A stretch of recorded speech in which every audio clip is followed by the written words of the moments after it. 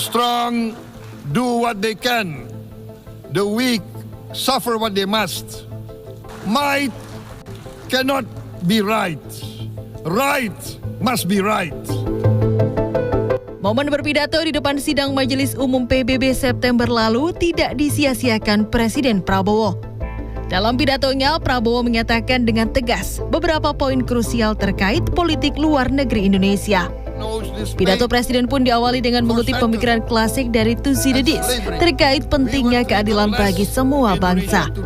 Pernyataan tersebut pun mendapatkan tepuk tangan pertama.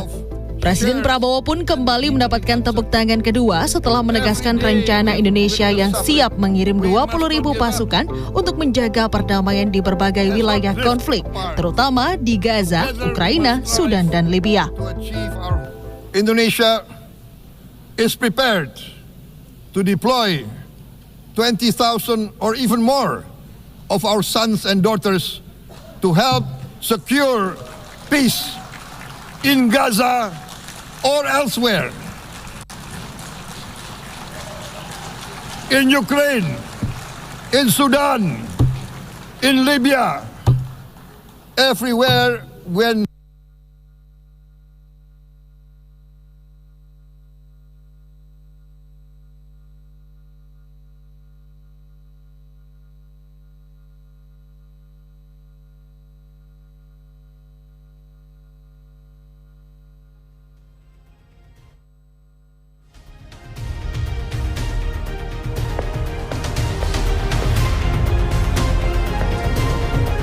Selamat malam. Hak asasi manusia adalah 3 kata yang kerap jadi headline berita ataupun topik pembicaraan ataupun topik diskusi. Dan hari ini kita akan membahas soal bagaimana Menteri HAM menanggapi soal isu terkini, soal isu hak asasi manusia. Karena membicarakan soal hak asasi manusia, energi kita tidak boleh habis. Terlebih Presiden Prabowo dalam masa pemerintahan yang pertama ini memisahkan Kementerian Hak Asasi Manusia ini dari Kementerian Hukum dan juga HAM. Ini artinya punya atensi tertentu. Kita nanti akan membahasnya bersama dengan Menteri HAM Natalius Pigai yang sudah hadir di gedung Trans TV di kawasan Jakarta Selatan. Tapi sebelumnya kita akan lihat dulu informasi terkini seputar politik. Yang pertama, Menko Pemberdayaan Masyarakat Muhaimin Iskandar atau Caimin dan juga Menteri Agama Nasaruddin Umar menyatakan banyak pesantren yang berdiri secara mandiri tanpa pendampingan teknis dari pemerintah. Kedepannya pemerintah pun akan melaksanakan pengecekan secara berkala dan juga penyusunan pedoman standar konstruksi pesantren di seluruh Indonesia. Menko Pemberdayaan Masyarakat Muhaimin Iskandar Selasa siang mengadakan pertemuan dengan Menteri Agama Nasaruddin Umar. Pertemuan yang digelar di rumah dinas Menteri di kawasan Widya Chandra, Jakarta Selatan ini diantaranya untuk membahas standar keselamatan dan struktur bangunan pesantren di Indonesia. Caimin menyebut dari hasil evaluasi, banyak pesantren yang berdiri secara mandiri tanpa pendampingan teknis dari pemerintah, sehingga butuh pengawasan terpadu antar lembaga. Caimin juga mengatakan akan ada pengecekan berkala dan penyusunan pedoman standar konstruksi pesantren di seluruh Indonesia dengan melibatkan Kementerian PU dan pemerintah daerah. Semua jenis pembangunan detik ini juga harus koordinasi dengan PU setempat. Saya sudah kontak Menteri PU-nya, nanti Menteri PU-nya bersama jajarannya siap membantu mengaudit, diteruskan, di polanya dirubah, semua pesantren, bayangkan 40 ribuan pesantren ya, yang mandiri yang selama ini nggak mau diintervensi, ini kita akan minta supaya koordinasi. Jadi tidak lagi boleh sembarangan. Sementara itu, Menteri Agama Nasaruddin Umar menyebut evaluasi ini akan menjadi standarisasi dalam pembangunan gedung bertingkat yang hanya dapat dilakukan ahlinya. Royong itu memang ada ya, tapi tergantung kalau hanya membangun halaman-halaman memang santri sering terlibat membangun. Tapi kalau pembangunan bertingkat seperti itu harus profesional. Anak-anak itu kan harus pakai helmnya segala macam, tidak gampang mendaki gedung-gedung bertingkat. Jadi kalau hanya halaman-halaman ya, membersihkan ruangan sampah itu kerjasama. Tapi kalau bangunan yang bertingkat, bangunan besar itu nggak bisa. Sebelumnya, Presiden Prabowo Subianto telah memberikan instruksi langsung kepada Caimin untuk memeriksa struktur dan kekuatan bangunan di seluruh pondok pesantren. Instruksi ini disampaikan dalam rapat terbatas di kediaman pribadi Presiden di Jalan Kertanegara pada Minggu malam. Langkah ini dilakukan untuk menjamin setiap pesantren memenuhi standar keselamatan dan mendapat pendampingan struktural dari pemerintah. Ajiat Moko, Jakarta. Sementara itu Gubernur Maluku Utara, Shirley Chowanda dan juga 17 gubernur lainnya se-Indonesia menegaskan tak setuju dengan pemotongan anggaran daerah yang dilakukan Menteri Keuangan Purbaya Yudi Sadewa. Karena pemotongan tersebut akan berdampak besar bagi daerah, salah satunya pada belanja daerah dan juga infrastruktur.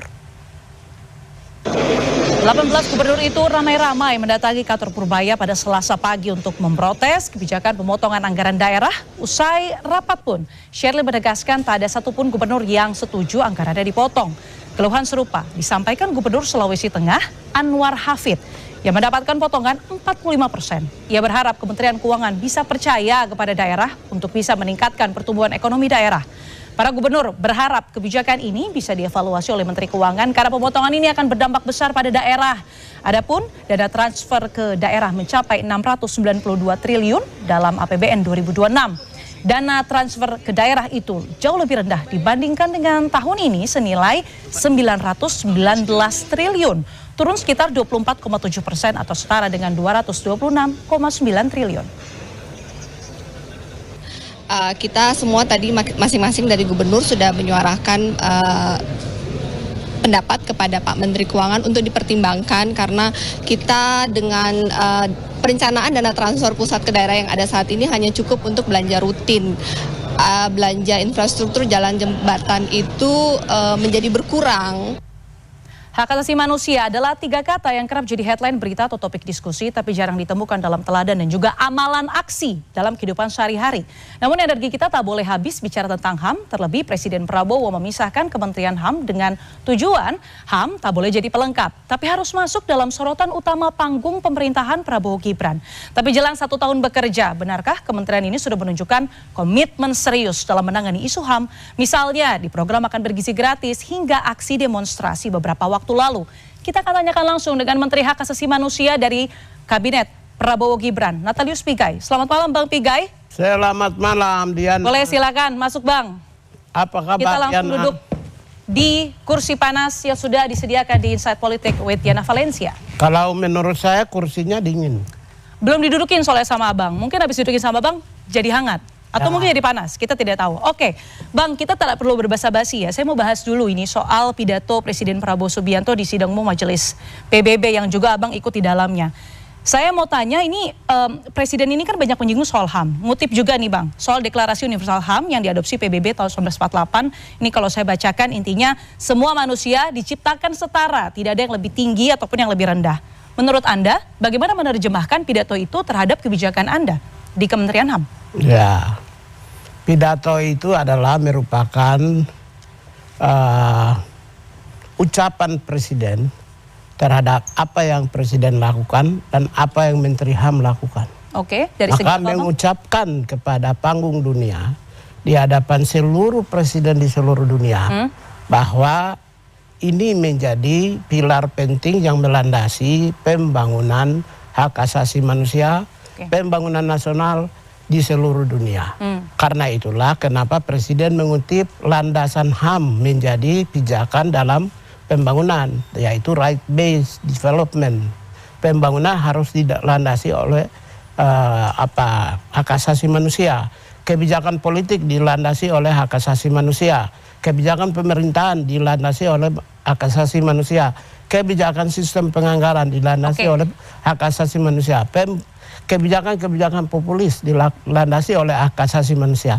Apa yang experience Indonesia selama kepemimpinan Prabowo itu disampaikan kepada panggung dunia sebagai share best practice Indonesia kepada seluruh dunia.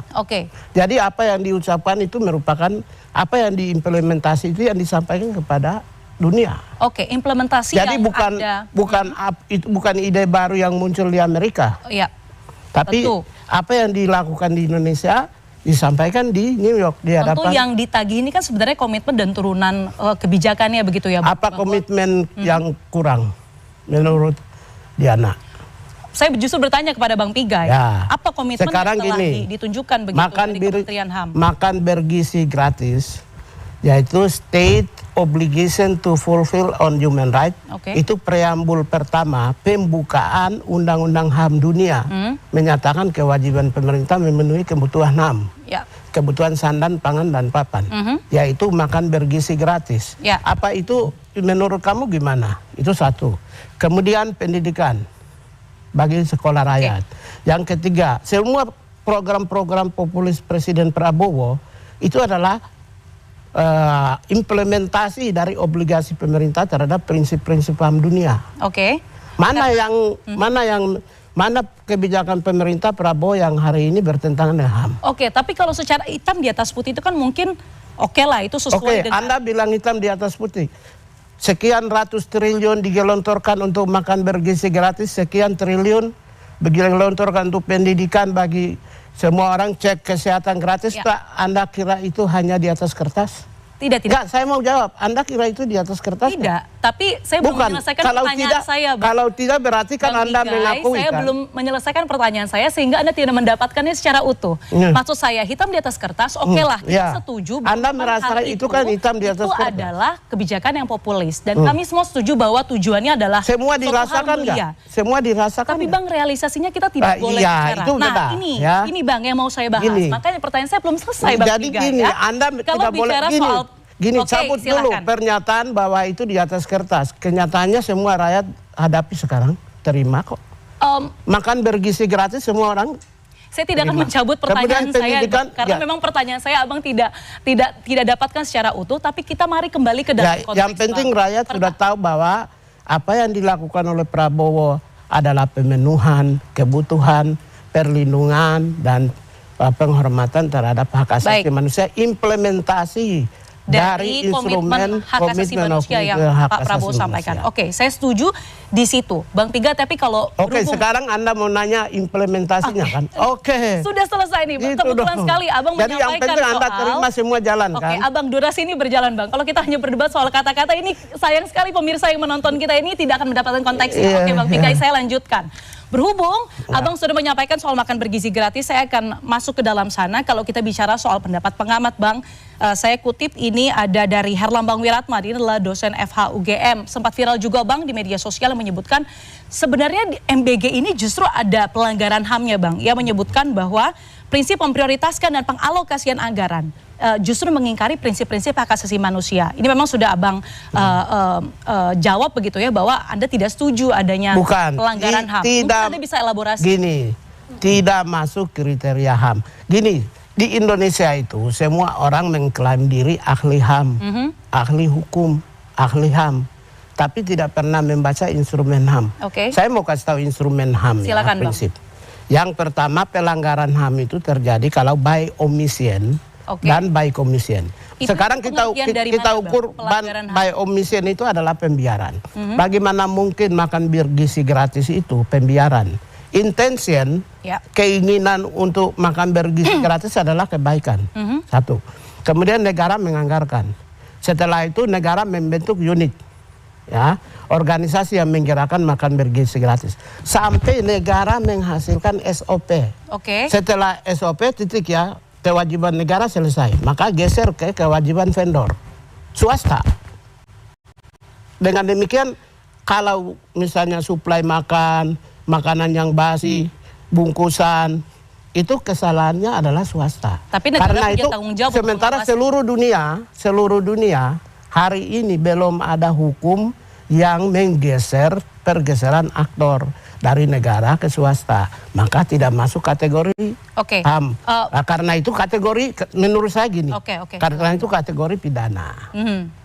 Pidana, karena itu kejadian keracunan kemarin itu adalah kesalahan dari pihak swasta. Contoh tentang lalu lintas, undang-undang lalu lintas Polantas. Negara menyediakan undang-undang, menyediakan berbagai instrumen, sarana prasarana sampai apa yang namanya yang di jalan-jalan tuh rambu-rambu kan. Negara hanya kewajiban sampai rambu-rambu. Negara hanya kewajiban sampai SOP. Begitu orang tabrakan di jalanan merupakan apa? Pelanggaran HAM atau apa? Pidana. Bang, tapi saya kutip Bang, dari situsnya PBB, pelanggaran HAM ini ada kata yang menarik Bang. Setiap perbuatan seseorang atau kelompok orang termasuk aparat negara baik yang disengaja maupun tidak sengaja atau kelalaian yang secara melawan hukum mengurangi, menghalangi, membatasi atau mencabut HAM. Ini artinya kan Abang menggarisbawahi soal kesengajaan. Kalau itu dalam sipil dan politik. Oke.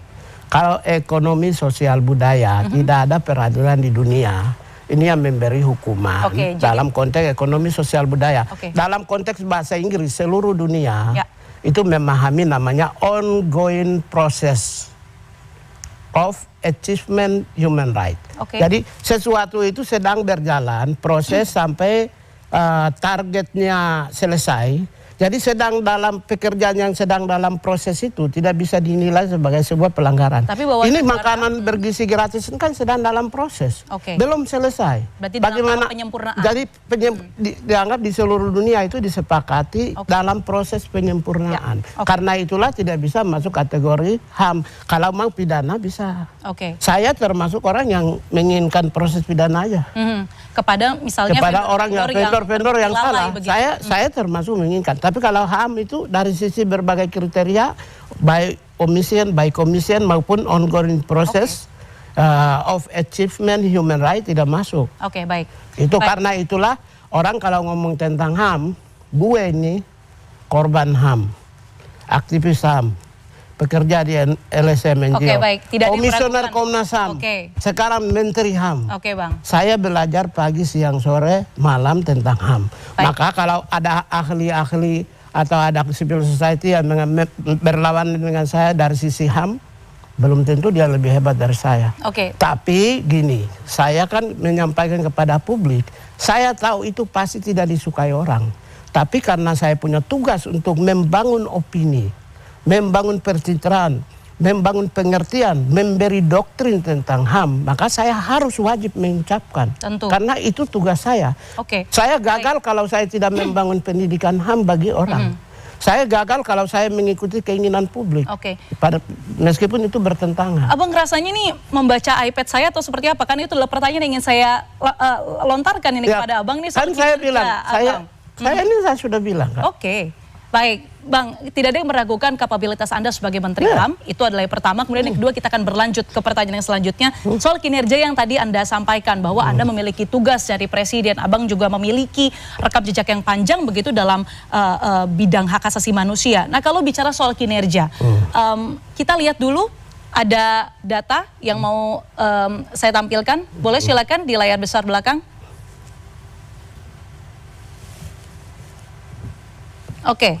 Ini ada data dari Kantor Komunikasi Presiden atau PCO, meskipun sekarang sudah tidak ada lagi ya Bang, organisasinya berganti dengan Bakompres atau Badan Komunikasi Presiden. Kementerian HAM ini berada di posisi ketiga ya Bang, ini dari unggahan media sosial capaian kerja kementerian. Tapi saya mau bandingkan juga nih Bang, karena ini Abang bentar lagi mau 1 tahun kan Bang menjadi Menteri HAM. Kita lihat ini nomor 3 ya. Nomor 3. Nomor 3 dari 43 KL, Kementerian Lembaga. Nomor 3 kan? Teratas nggak? Teratas. Silakan lanjut. Saya mau lihat, saya mau kasih lihat Abang dulu yang satu ini. Ini the best. 3 besar, tapi ini ada unggahan media sosial nih. Nggak apa-apa, media sosial boleh. Kita lihat grafis yang selanjutnya, boleh silahkan ditunjukkan. Nah, tapi kalau kita berkaca di Bang dari datanya Selios, ini memang pada Januari pada saat 100. Ya, Selios pendukung Anies. Abang, baik kita harus ngomong. Tapi karena tidak ada orang-orang Selios itu pendukung Anies. Kita harus tahan dulu asumsi itu Bang. Silakan klarifikasi. Selios itu pendukung Anies. Baik, saya tidak mengiyakan atau tidak menyalahkan. Kita berlanjut. Ini adalah catatan evaluasi 100 hari kerja Kabinet Prabowo Gibran. Karena kan jelang 1 tahun Bang Pigai. Ini saya mau tanya, karena Abang nih diberikan predikat begitu ya, kinerja terburuk nomor 1 dengan minus 113 poin. Apa evaluasinya sih? Saya tidak terlalu ini. Saya 10 tahun oposisi. Oposisi tapi ini tidak berada di pemerintahan. Ini terlepas dari penilaian ini ya. Saya 10 tahun berada di oposisi. Tidak masuk dalam pemerintahan. Tidak masuk dan kritik pagi, siang, sore, malam. Ketika saya masuk dalam pemerintahan. Tapi kan Abang sempat di Komnas HAM. Ya, jelas dulu, sabar dulu. Ketika saya ada di pemerintahan, saya tahu ada yang tidak suka saya. Saya tahu ada yang benci sama saya.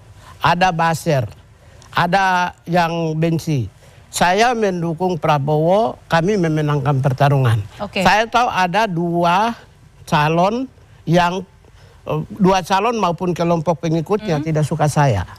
Oleh karena itulah saya sudah memahami bahwa ketika ada misalnya survei kinerja, ketika ada kritikan, ketika ada komentar di media, pasti saya buruk. Salah satunya adalah saya sudah menemukan beberapa orang, tidak semua serius ya, beberapa oknum di serius yang mendukung Pak Anies Baswedan. Oleh karena kaitannya dengan kinerja Abang sebagai Menteri HAM, bukankah kritik dan juga saran harus terus Abang buka? Saya kan prajurit setia Prabowo Subianto yang memenangkan pertarungan. Oleh karena itu wajar kalau mereka yang tidak memenangkan pertarungan benci sama saya. Tapi bagaimana Abang memilah kritik yang mungkin membangun bagi Abang? Sekarang gini pertanyaan, serius itu lebih cenderung gini. Serius ini adalah mereka yang kompetensi bidang ekonomi. Bagaimana dia tahu HAM? Ekonomi sosial politik Bang. Ya, kita melihat bagaimana dia tahu HAM? Satu orang di anggota Selios yang belum pernah saya lihat, hanya 30 tahun perjalanan perjuangan HAM saya, salah satu sahabat saya belum pernah ada. Jadi Abang merasa bahwa penilaian-penilaian ini tidak valid begitu? Saya mau kasih tahu ya. Silakan. Yang kerja di Kementerian HAM sekarang yang bantu saya sebut ya namanya ya, biar rakyat Indonesia tahu. Boleh Bang, tapi mungkin lebih relevansinya terhadap konteks pertanyaan saya Bang. Ini saya mau evaluasi Abang selama bagaimana Kementerian HAM ini kerja. Satu yang membantu saya itu Profesor Jimlia Sidiki. Profesor Makarim Wibisono, Presiden Dewan HAM PBB. Tadi siang Marzuki Darusman datang. Ibdal Kasim, ya, mantan Ketua Komnas HAM. Royatul Aswida, Nur Kolis, Haris Asar, Rocky Gerung. Itu adalah nama-nama tokoh-tokoh begitu ya. Tokoh-tokoh HAM di Indonesia itu mereka kumpul di Kementerian HAM dan kita diskusi setiap hari secara profesional untuk pembangunan HAM nasional. Oleh karena itu ketika orang-orang yang kritik kita seperti mereka ini, kita ketawa aja. Ketawa.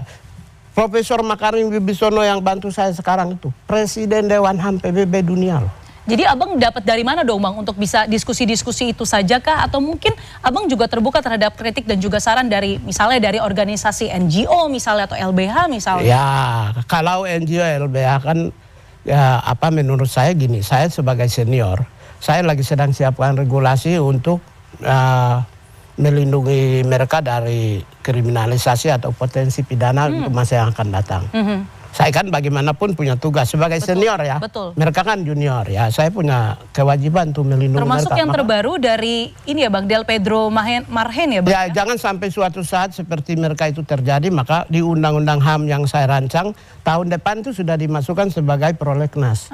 Maka saya menyiapkan mereka untuk ada satu pasal yang impunitas. Jadi hak untuk tidak dipidana atau tidak dikriminalisasi karena perbuatan membela terhadap rakyat sipil. Nah ini menarik Bang, karena demonstrasi kemarin itu kan kita paham ya Bang bahwa memang tentu ada orang-orang yang ditangkap, kemudian juga Kontras melaporkan ada beberapa orang yang hilang, kemudian dinyatakan juga sudah kembali, kemudian ada juga yang mungkin merantau tapi dinyatakan hilang juga tapi sudah diklarifikasi. Bagaimana Anda menanggapi peristiwa kemarin Bang? Ya, Anda tahu bahwa Kementerian HAM adalah yang pertama datang ke Afan? Ya. Pagi-pagi jam 7.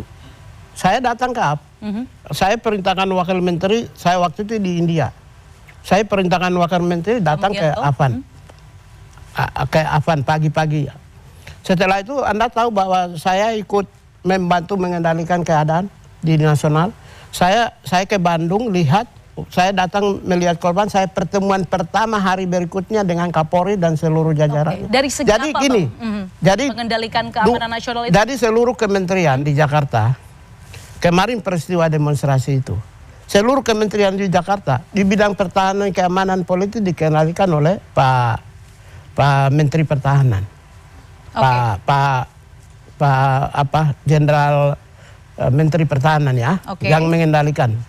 Di bidang sosial kemasyarakatan saya mengendalikan. Terus Anda bilang saya di mana?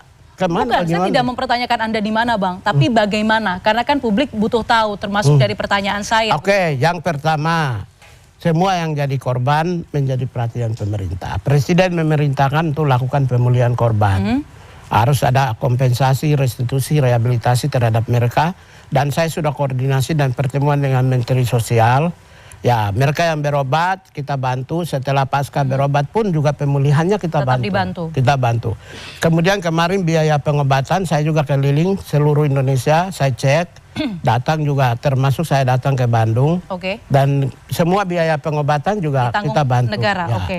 Kita mengendalikan keadaan itu dengan memberi empati, simpati terhadap keluarga yang menjadi derita. Karena begini, pemahaman kami, kalau demonstrasi, pendapat, pikiran, dan perasaan disampaikan secara prosedural, secara profesional, non-violence. Oke. Ya, kita menghormati. Oke. Tapi menjadi persoalan adalah dalam demonstrasi itu kalau tiba-tiba ada penumpang gelap masuk.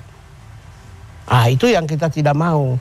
Mungkin adik-adik ini mereka mau ingin menyampaikan pendapat secara profesional. Dan itu tidak Tapi masalah begitu tidak ya, Bang? boleh dong. Kan Dan itu yang Abang lakukan dulu. Dan Pak Prabowo sendiri kan waktu menyampaikan pendapat terhadap demonstrasi kan dia menggunakan ICCPR. Ya. ICCPR, jadi Kovenan Sipil dan Politik. Bang, ini karena Perserikatan durasi saya Bangsa-Bangsa. agak potong sedikit, Bang. Ini bicara juga soal demonstrasi, kan banyak yang menyoroti soal ini harus ada reformasi TNI dan juga Polri, dan itu juga sudah dibentuk kepalanya oleh Presiden Prabowo Subianto. Ada tim independen juga dari, saya koreksi bukan tim independen tapi tim internal Polri juga.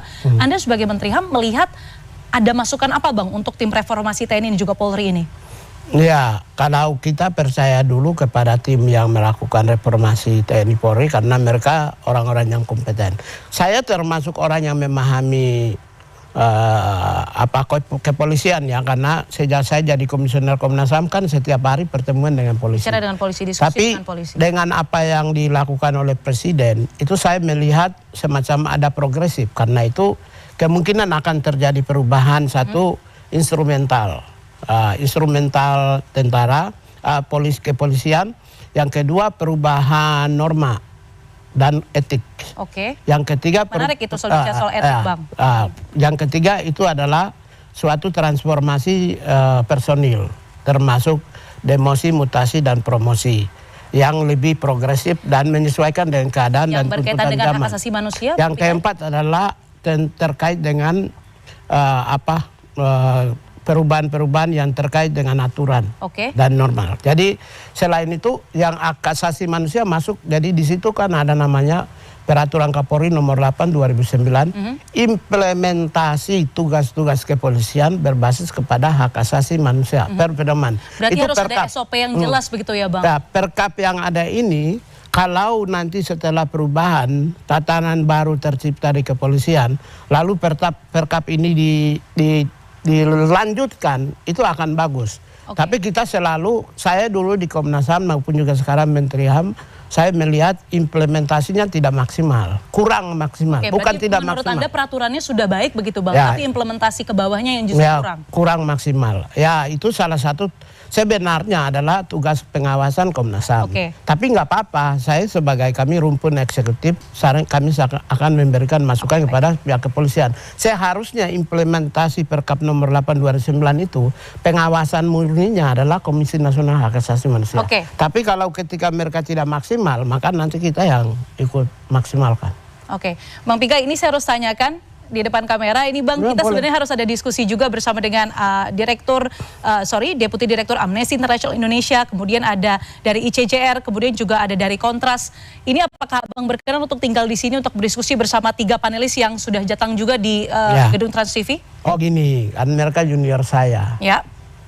Mereka junior saya, jadi biar mereka jual gagasan dulu ke publik. Tapi akan lebih seru sepertinya berjual gagasan itu di depan Bang biar Piga. mereka jual gagasan dulu ke publik supaya jadi komisioner Komnas HAM dan Menteri HAM. Jadi saya konfirmasi, Abang belum berkenan untuk bersama 3 panelis ini berdiskusi. Saya kasih kesempatan mereka untuk jual gagasan ke publik tentang HAM, seberapa kuatnya pemahaman prinsip-prinsip HAM oleh mereka.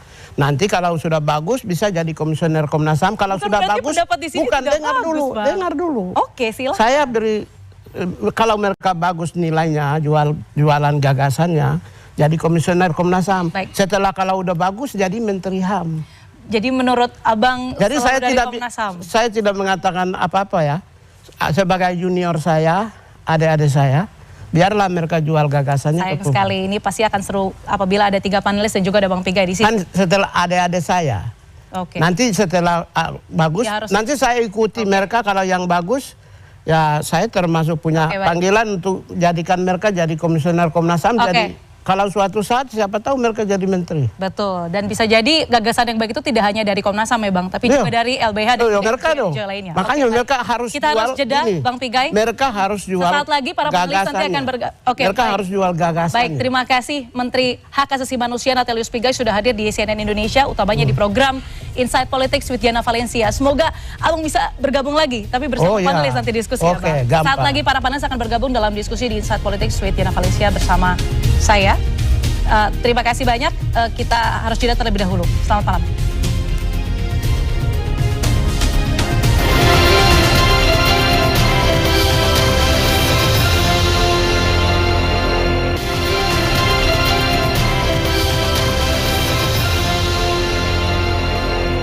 Malam hari ini tidak seperti biasanya, ini biasanya ada 3 panelis dan 1 narasumber utama. Tadi Menteri HAM, Natalius Pigai sudah menjawab secara langsung kenapa tidak berkenan untuk bersama dengan 3 panelis berdiskusi, tapi tidak mengurangi level diskusi kita pada malam hari ini soal hak asasi manusia yang seharusnya memang harus terus dibahas. Sudah hadir 3 panelis kami pada malam hari ini, saya akan langsung sapa. Yang pertama ada Mas Wirya Adiwena, Deputi Direktur Amnesty International Indonesia. Mas Wirya, terima kasih banyak sudah hadir. Terima kasih juga sudah. Sehat Mas Wirya? Alhamdulillah. Alhamdulillah sehat. Dan yang kedua ini saya sapa ada Mbak Audrey Kartisha, peneliti Institute for Criminal Justice Reform atau ICJR. Terima kasih Mbak Audrey sudah datang. Terima kasih juga. Dan yang terakhir, last but not least, ada Wakil Koordinator Bidang Eksternal Komisi untuk Orang Hilang dan Korban Tindak Kekerasan atau Kontras, Mas Andri Yunus. Selamat malam Mas Andri. Malam Mbak. Terima kasih sudah menyempatkan hadir. Ini kita agak berbeda konsep, bahwa memang kalau kita bicara soal topik HAM itu kan sangat luas begitu ya, terutama dengan beberapa kejadian yang mungkin menjadi atensi teman-teman dan juga masyarakat. Kita akan buka terlebih dahulu dengan durasi yang terbatas. Kita coba merangkum sebenarnya sejumlah isu yang penting dan juga menarik untuk kita bahas. Saya akan tampilkan 5 topik di layar terlebih dahulu. Nah, ada beberapa topik yang sebenarnya tadinya ingin saya bahas satu persatu, satu panelis bisa menanyakan langsung kepada Menteri HAM Natalius Pigai. Oke, yang pertama ini ada demonstrasi, kemudian ada RKUHP, kemudian ada Polri dan juga TNI. Ini maksudnya adalah reformasi soal Polri dan juga TNI. Ada HAM masa lalu, ini bicara soal pelanggaran HAM masa lalu. Kemudian yang terakhir adalah HAM di Papua. Mungkin saya minta Mbak Audrey dulu untuk memilih satu topik yang bisa kita bahas secara bersama-sama. Kita coba dulu di demonstrasi ya. Demonstrasi, boleh. Kita pilih demonstrasi. Kalau bicara soal demonstrasi, tadi sebenarnya sudah saya tanyakan kepada Bang Pigai begitu ya, bahwa ingin melindungi bahkan aktivis dan juga LBH dan juga NGO dimasukkan ke dalam prolegnas. Ada undang-undangnya nanti. Nah, kalau bicara soal demonstrasi, Mbak Audrey, apa yang Anda highlight pada demonstrasi yang baru saja terjadi beberapa waktu lalu? Sebenarnya ini jadi concern kita semua ya dari masyarakat sipil, bagaimana kemudian dari rentetan aksi yang merupakan eskalasi gitu ya, tumpukan amarah publik dari awal pemerintahan Prabowo sampai sekarang, sampai pasca Februari dibentuknya Kementerian HAM itu seolah-olah tidak ada dari Kementerian HAM yang bisa mengamplifikasi apa yang menjadi pelanggaran-pelanggaran di lapangan, juga merespon gitu bagaimana kemudian masyarakat sipil dengan cepat melakukan pendampingan dan juga memberikan kritik gitu. Betul. Apa yang sebenarnya harus diperbaiki dari kurang lebih 1 tahun terakhir ini. Nah, berbagai pelanggaran yang bisa kita lihat gitu ya, terpampang nyata tidak hanya di berbagai laporan yang disusun oleh teman-teman organisasi masyarakat sipil, tapi juga terpampang nyata di media, dan itu realita yang kita ketemui gitu sekarang. Bagaimana kemudian penyelenggara negara itu berlenggang tanpa adanya pendekatan hak asasi manusia sama sekali dalam menyelenggarakan negara gitu. Dan itu sebenarnya peran krusial Kementerian Hak Asasi Manusia gitu. Bagaimana pada tatanan peraturan, keterlibatannya sejauh mana gitu dari berbagai pembentukan peraturan yang saat ini sedang bergulir, juga pada tatanan operasional. Bagaimana kemudian implementasinya dalam konteks ini aparat penegak hukum gitu ya, merespon aksi-aksi kemarin gitu. Oke, tadi soal demonstrasi ini kan juga sempat jadi topik pembahasan dengan Bang Pigai begitu ya. Ia menyebutkan Kementerian HAM adalah yang pertama datang kepada keluarga almarhum Afan begitu. Dukungan-dukungan juga dari segi biaya, dari segi perawatan itu juga sudah diberikan kepada korban-korban demonstrasi begitu. Menurut Anda apakah dari segi itu cukup begitu untuk membuat negara hadir atau Kementerian HAM hadir ketika misalnya demonstrasi ada aksi represif di sana? Saya rasa pendekatan-pendekatan seperti itu pendekatan yang normatif ya. Dalam artian di sini itu sudah menjadi tanggung jawab negara, tapi di sisi lain ada gestur lain yang perlu ditunjukkan gitu. Tidak hanya bagaimana kemudian negara hadir secara langsung. Gestur penting apa yang menurut Mbak Audrey seharusnya dilakukan tapi tidak ada kemarin di demonstrasi kemarin? Kalau kita berbicara soal demonstrasi yang terjadi, itu masih ada ratusan orang di dalam tahanan. Dan kemana Kementerian HAM dalam konteks tersebut? Saya mau bergeser dari Mbak Audrey mungkin ke kontras terlebih dahulu ini, yang justru paling bawel kayaknya bicara soal ini sekian masih belum ditemukan, sekian masih dalam tahanan, kemudian diupdate terus. Bahkan juga teman-teman CNN seringnya berdialog dengan kontras untuk bisa mengetahui ini sebenarnya kondisi sebenarnya di lapangan, siapa yang misalnya ternyata pergi tapi tidak pulang bukan karena demonstrasi, itu kontras terus mengupdate. Apa tanggapan Anda? Pertanyaan saya kepada Mbak Audrey, saya ulang kepada Anda. Seperti apa gestur yang dibutuhkan atau harusnya dilakukan negara, dilakukan Kementerian HAM, tapi tidak hadir pada demonstrasi kemarin untuk bisa menjamin sebenarnya untuk berdemonstrasi, mengungkapkan pendapat itu nggak masalah begitu? Ya, saya meng-highlight dulu tadi pointers terakhir ya, bahwa yang dinyatakan Pak Menteri harus demonstrasi harus dilakukan secara damai dan seterusnya, dan dia respect soal itu. Berbeda dengan demonstrasi kerusuhan Agustus tahun ini. Ya. Pertama begini, kehadiran negara dan memberikan bantuan pengobatan dan lain-lain, betul kata Audrey, itu adalah kewajiban dan hak korban begitu ya. Jadi bukan suatu hal yang spesial dilakukan begitu ya. Betul. Tapi yang kemudian juga jadi titik tekan kami adalah kemana para anggota BRIMOB yang melakukan pelindasan terhadap Afan. Ya. Bagaimana proses hukumnya sejauh ini?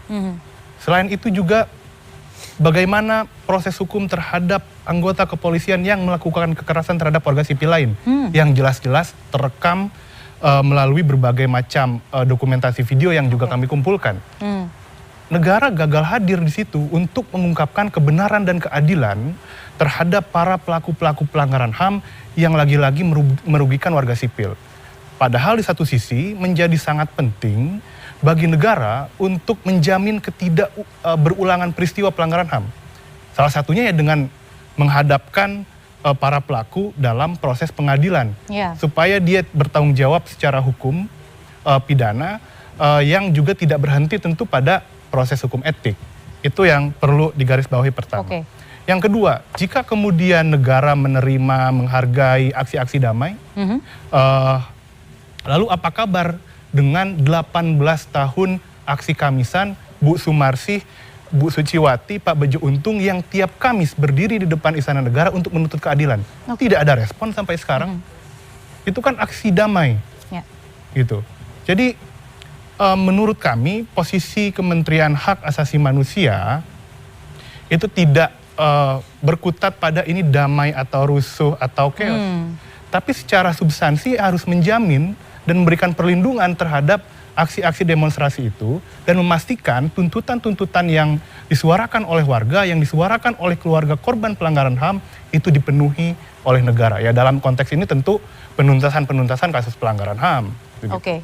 Baik, karena kalau kita bicara soal kekerasan atau tidak, kalau kita mengutip Machiavelli juga bahkan mengungkapkan mungkin kekerasan itu mungkin diperlukan supaya mungkin ada tujuan yang lebih besar begitu ya. Jadi sebenarnya harus disoroti bukan damai atau tidak, ada kekerasan atau tidak, tapi justru sebenarnya komitmen dari pemerintah dan juga dari turunannya Kementerian HAM sendiri ya. Karena kalau kita bicara soal Kementerian HAM, ini kan di pemerintahan Prabowo Gibran begitu ya, ini dipisahkan. Harapannya, tujuannya HAM ini bisa jadi sorotan utama. Nah saya mau Mas Wirya menanggapi begitu ya, ini soal demonstrasi dengan adanya Kementerian HAM yang sudah dipisah. Menurut Anda ada bedanya nggak nih demonstrasi ketika Kementerian HAM ini sudah dipisah menjadi sorotan utamakah, atau justru masyarakat disembuhkan begitu sedikit demi sedikit luka masa lalunya?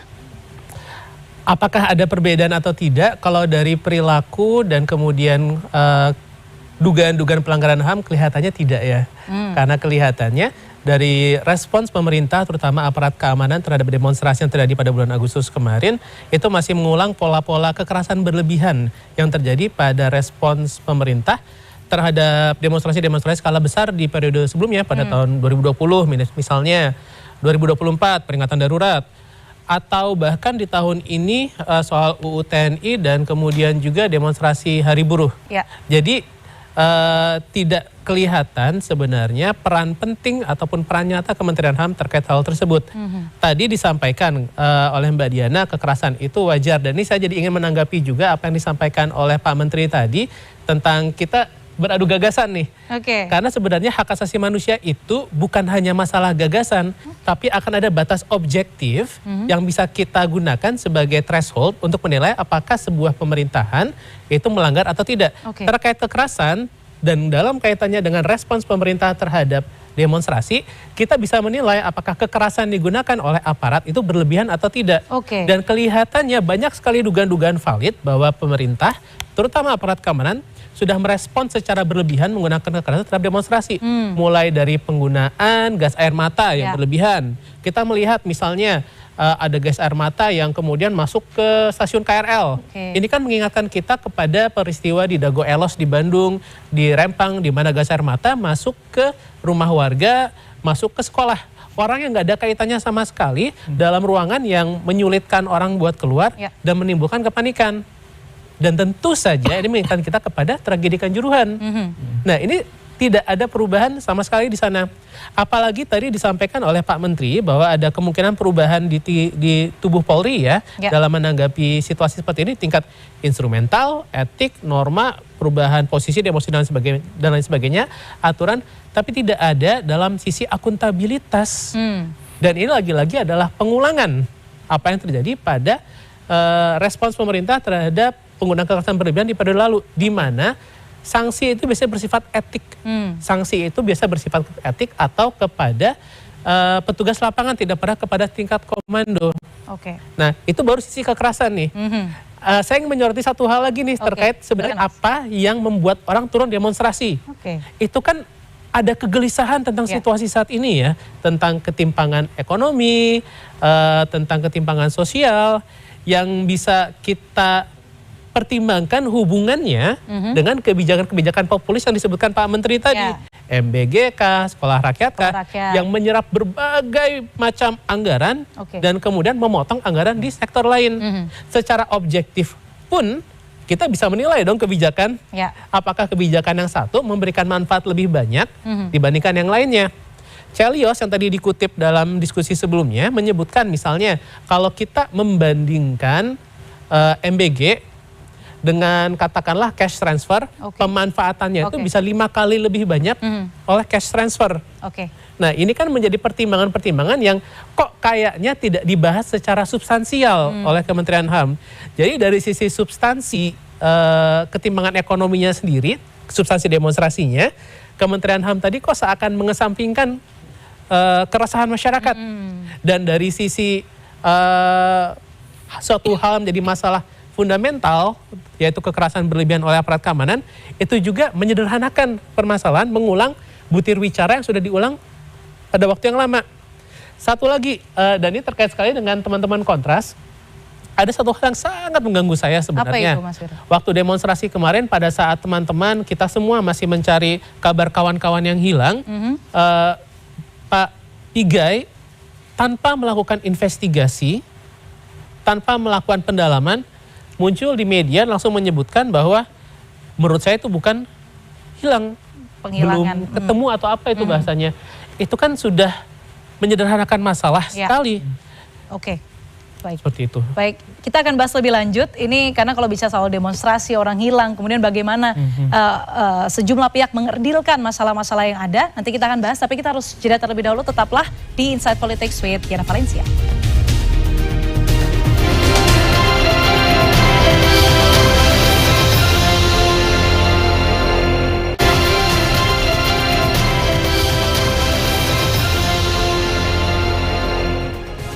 Anda kembali menyaksikan Inside Politics with Diana Valencia dan kita masuk di segmen terakhir masih bersama dengan 3 panelis saya, ada Mas Andri, kemudian Mbak Audrey dan juga dengan Mas Wirya. Tadi kalau kita sudah bicara panjang lebar soal demonstrasi, terakhir Mas Wirya bicara, tapi kita mungkin harus cut dulu topik yang itu karena pasti panjang, terpotong durasi. Saya mau kasih kesempatan Mas Wirya dulu untuk memilih dari 4 topik yang tersisa. Boleh silahkan ditunjukkan di layar. Oke. Nah, demonstrasi sudah terpilih, silakan Mas Wirya pilih satu topik. HAM masa lalu. HAM masa lalu, oke. Nah ini kalau kita bicara soal pelanggaran HAM masa lalu. Mas Wirya, menurut Anda dengan ada Kementerian HAM ini memupuk etikat baik pemerintah tidak untuk menyelesaikan pelanggaran HAM di masa lalu? Atau justru ya seperti yang tadi Anda bilang tidak terlihat begitu kapabilitasnya? Baik, yang jelas terlihat saat ini masih banyak sekali catatan ya terhadap pelanggaran berat HAM di masa lalu. Masih belum muncul nih hilalnya proses yudisial untuk pelanggaran berat HAM masa lalu. Dan pada saat yang bersamaan, kalau itu adalah proses peradilan, yang non-peradilan juga menjadi semakin mengkhawatirkan dengan salah satu program dari kementerian lain, sebenarnya Kementerian Kebudayaan, yang sedang berusaha untuk menulis sebuah proyek penulisan sejarah baru. Yang khawatirnya kalau berdasarkan statement-statement Menteri Kebudayaan yang misalnya menolak terjadinya perkosaan massal pada tahun 98 terhadap etnis Tionghoa, itu membuat kita semakin khawatir sebenarnya itikat baik pemerintah terkait pelanggaran berat HAM di masa lalu itu ada atau tidak. Oke. Tentu ada mungkin ada program-program penyelesaian atau upaya implementasi yang sifatnya non-yudisial terhadap korban yang sudah dimulai pada pemerintahan sebelumnya, tapi kita belum mendengar sejauh apa progresnya, satu. Dan kedua, program-program seperti itu tidak bisa menggantikan penyelesaian-penyelesaian yudisial. Oke. Jadinya yang kita melihat saat ini adalah sebuah bentuk pelanggengan impunitas yang terjadi kembali di pemerintahan saat ini. Kalau tadi pada saat masalah demonstrasi kita membahas soal impunitas atau kurangnya akuntabilitas dalam satu tubuh institusi pemerintah, yaitu aparat keamanan, ini seakan-akan sekarang kita melihat pada saat yang bersamaan kita melihat pelanggaran impunitas dalam skala yang lebih makro, di mana negara makin tahun seakan makin jauh dari keinginan untuk menyelesaikan hal ini secara komprehensif. Oke, saya mau beralih ke Mas Andri. Mas Andri, setujukah Anda bahwa semakin kesini negara makin kesana, makin jauh begitu dari penyelesaian secara tuntas soal pelanggaran HAM di masa lalu? Ya, saya setuju dengan Mas Wirya dan menambahkan bahwa penyelesaian kasus pelanggaran HAM masa lalu itu sangat gelap hari ini. Mengapa? Selain kemudian memang terdapat spiral impunitas ketika kemudian pelaku pelanggaran HAM tidak bisa diadili karena ada alasan politik dan seterusnya, ini mengingatkan pada satu prinsip perang melawan impunitas. Pertama, ada soal hak untuk mengetahui.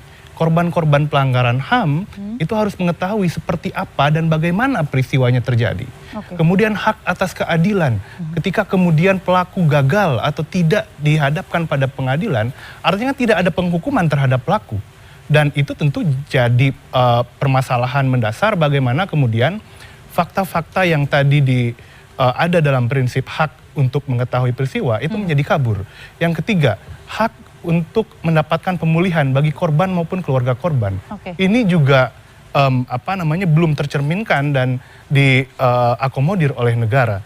Lalu yang terakhir mengenai jaminan ketidakberulangan, ini bisa kemudian soal reformasi alat-alat pertahanan dan keamanan yang tadinya menggunakan pendekatan keamanan yang syarat akan pelanggaran HAM jadi diubah ke dalam atau direformasi menuju institusi yang lebih civilized begitu. Nah, sayangnya keempat prinsip tadi itu hari ini gagal dipenuhi oleh negara. Dalam hal ini Kementerian HAM saja atau menurut Anda segala kementerian lembaga yang mendukung begitu? Hampir kesemuanya menurut penilaian kami. Kami teringat bahwa 1 atau 2 bulan setelah pelantikan Presiden beserta kabinet dan jajarannya, ada upaya intervensi yang datang dari penguasa politik agar meminta Komnas HAM tidak melanjutkan atau menghentikan proses penyelidikan kasus-kasus pelanggaran berat HAM. Seperti misal Bumi Flora, kemudian Kuda Tuli, dan juga penghentian terhadap kasus pembunuhan aktivis HAM Munir Said Tholib. Melihat gelagat seperti itu, kami sampaikan bahwa penegakan kasus pelanggaran HAM baik masa lalu maupun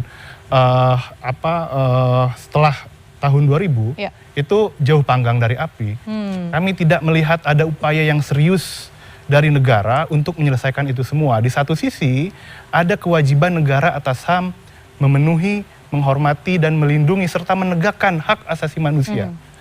Tapi saya tidak melihat hal itu dilaksanakan sebagai bentuk tanggung jawab negara atas HAM hari ini.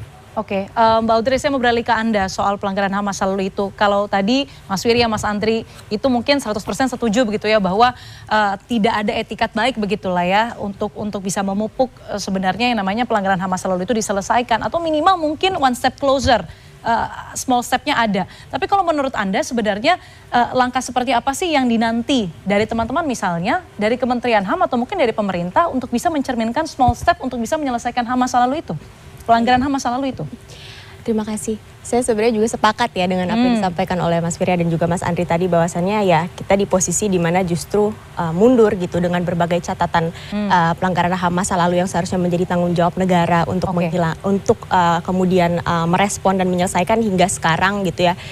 Bagaimana kita lihat di saat yang bersamaan banyak anak-anak yang sedang ditahan pasca aksi kemarin dan juga banyak sekali anak-anak yang menjadi korban MBG juga gitu. Tadi seperti disebutkan oleh Pak Menteri gitu ya, sebanyak itu korbannya namun hingga saat ini belum ada baik itu pelanggaran HAM berat masa lalu gitu maupun tadi sempat disampaikan oleh Pak Menteri juga bagaimana kemudian tanggung jawab negara untuk progressive realization dari aspek hak asasi manusia itu tidak ada sama sekali.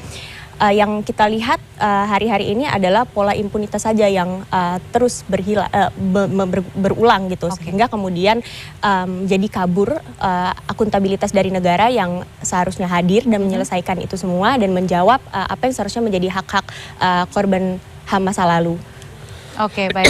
Ini karena sudah menjelang closing ya terbentuk durasi. Saya mau minta masing-masing dari Anda menilai dari 1 sampai 10 bagaimana kinerja Kementerian HAM dalam hal ini di panggung pemerintahan Prabowo Gibran. Mungkin dari Mas Andri terlebih dahulu.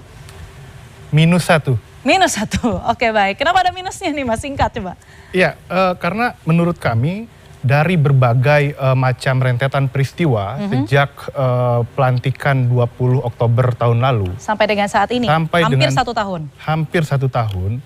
Banyak sekali pelanggaran-pelanggaran terutama dalam sektor kebebasan sipil, berpendapat dan berekspresi.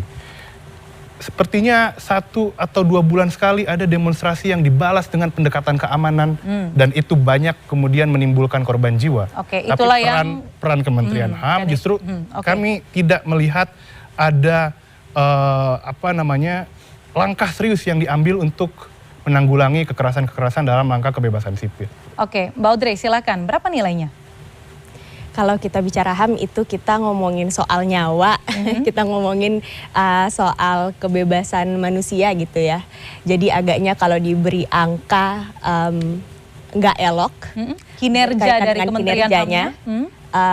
Karena itu sesuatu yang bukan cuma gagasan tapi bagaimana kemudian akuntabilitas dari jadi Anda menolak untuk perlu memberikan nilai kepada kinerja Kementerian HAM? Iya. Tapi kalau didefinisikan rapor merah atau rapor biru? Agaknya rapor merah. Rapor merah, oke baik. Terakhir, Mas Wirya silakan. Berapa nilainya Mas untuk kinerja Kementerian Hak Asasi Manusia? Rapor merah juga. Rapor merah? Karena bukan hanya kita melihat masalah-masalah pelanggaran hak asasi manusia yang sudah sering terjadi dalam periode-periode sebelumnya masih berulang. Bahkan dalam kasus demonstrasi kemarin kayaknya tuh masuk ke dalam skala yang lebih besar. Kita sangat khawatir melihat Kementerian Hak Asasi Manusia muncul dengan memberikan pernyataan-pernyataan yang mendahului investigasi. Misalnya dalam kasus demonstrasi kemarin ada yang masalah orang kehilangan. Dalam kasus MBG langsung bilang itu bukan adalah pelanggaran HAM padahal belum ada investigasi belum ada kajian atau investigasi. Betul. Dan itu membuat kami khawatir jangan-jangan Kementerian HAM akan menjadi rubber stamp bagi pelanggaran-pelanggaran HAM justru. Baik. Dan itu bukan hanya melanjutkan pelanggaran, tapi membenarkan pelanggaran hak asasi manusia. Oke, dan kita harapkan itu tidak terjadi lagi di masa depan. Betul. Semoga gagasan ini bisa didengarkan oleh Bang Menteri Pigai ya. Terima kasih narasumber saya, ada Mas Wirya, Mbak Audrey, dan juga Mas Andri. Terima kasih sudah hadir pada malam hari ini di Insight Politics with Diana Valencia. Terima kasih juga. Dan itu tadi episode Insight Politics with Diana Valencia, episode dari Menteri Hak Asasi Manusia Natalius Pigai, dan juga ada dari Kontras, ICJR, dan juga dari Amnesty International. Terima kasih atas kebersamaan Anda. Selamat malam. Sampai